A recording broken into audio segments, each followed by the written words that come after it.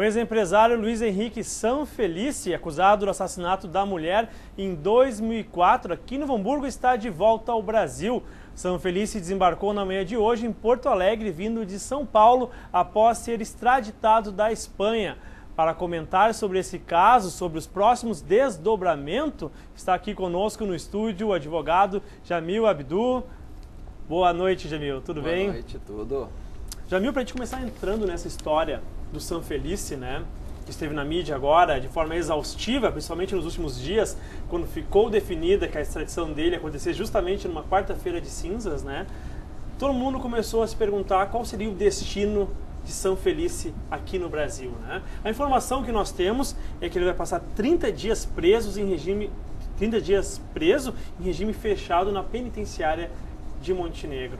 Essa é uma escolha correta que a Polícia Federal fez? Como é que o Judiciário vai atuar agora nesse caso?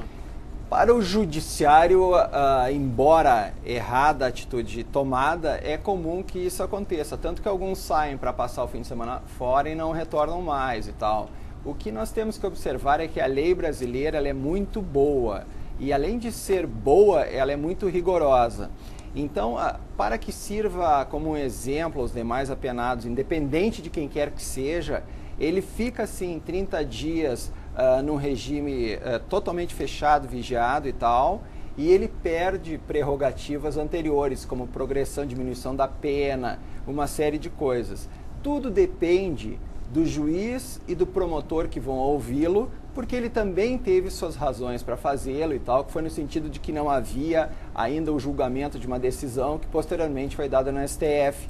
Isso dá a ele uma certa maneira de poder argumentar e talvez abrandar a pena. Agora, se for o juiz aplicar a lei como ela está ali direitinho no papel, ele fica no fechado até o cumprimento da pena.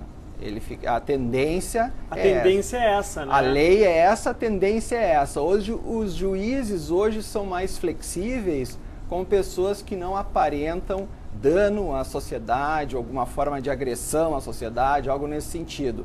Então, os juízes têm a sua independência, a promotoria também, mas é relevado o caráter da pessoa. Porém, quando tu foge, a lei diz, perde todos os direitos, não existe qualquer benefício que possa tirar isso. Por quê? Porque se tu ganhares um benefício, seja para Dia das Mães, dos pais, fim de semana, férias, enfim, 1 hora fora, tu pode fazer a mesma coisa, bem mais bolada, né? Mais caracterizado para ninguém te encontrar e tal. Então esse é o princípio da lei, quando o legislador criou, foi nesse sentido. Até pelo que tu tem falado aqui conosco agora, talvez o que está sendo especulado, principalmente pela imprensa, é que isso não vai acontecer, né?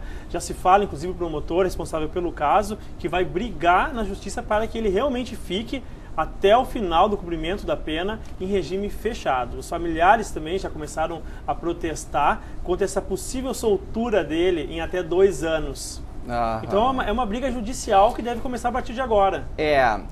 Eu acredito que pela repercussão que tem o caso, eu acredito que pelo clamor social, a forma como aconteceu, a crueldade, tudo isso entra ali nos parâmetros tanto de um promotor quanto de um juiz para dar um despacho, tomar uma decisão com relação a alguém. Mas não faz sentido se a lei diz que o regime é fechado até o final, justamente para punir essa fuga ou isso que aconteceu e tal, não seria, digamos, o juiz tem a liberdade, mas não seria aquilo que está previsto na lei, que é o cumprimento fechado até o seu final. Agora falando um pouco nessa questão de direito internacional, né? Logo que ele foi preso na Espanha, muito se especulou, se veiculou na imprensa, que ele poderia não ser extraditado até por uma falta de acordo entre Brasil e Espanha e também pela questão dele ter uma cidadania espanhola. É ingenuidade. É muito ingênuo porque a cidadania te dá o direito daquele país avaliar se os teus direitos individuais e tal foram respeitados, tá?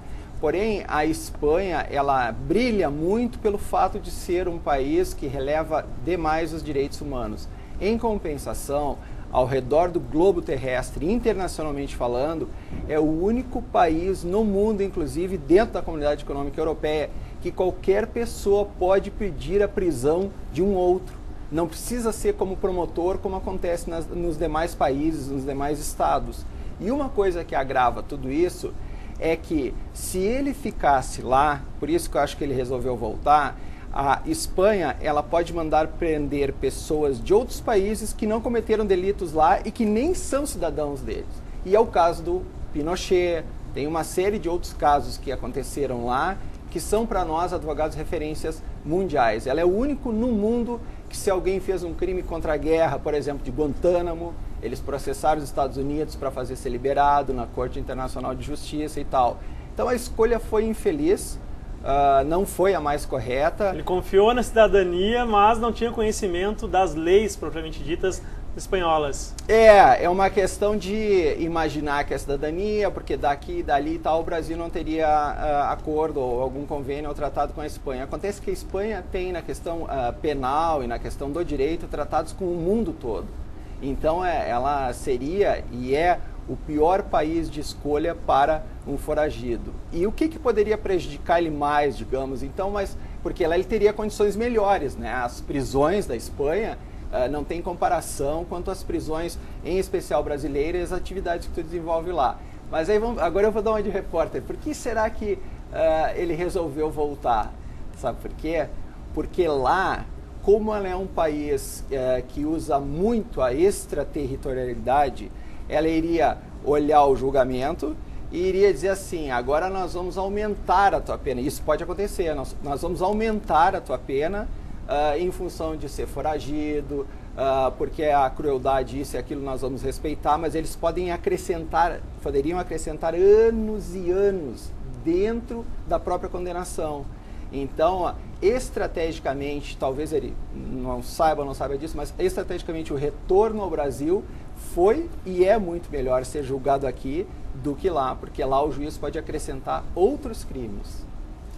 Ok, Jamil, agradeço a presença, trazendo essas informações, né, elucidando um pouco esse caso San Felice, que ainda vai ser muito comentado, principalmente aqui em Novo Hamburgo, durante toda essa semana, né? É o assunto que tá em pauta e merece ser debatido até para a sociedade entender um pouco como que funciona o sistema penal e as decisões que vão se valer dali, tá bom? Valeu, muito obrigado pela presença. Eu que agradeço. Então esse foi o Dr. Jamil Abdu, que conversou conosco sobre o caso San Felice, que vai estar agora na mídia pelas próximas semanas, próximos dias, principalmente aqui no Vale dos Sinos.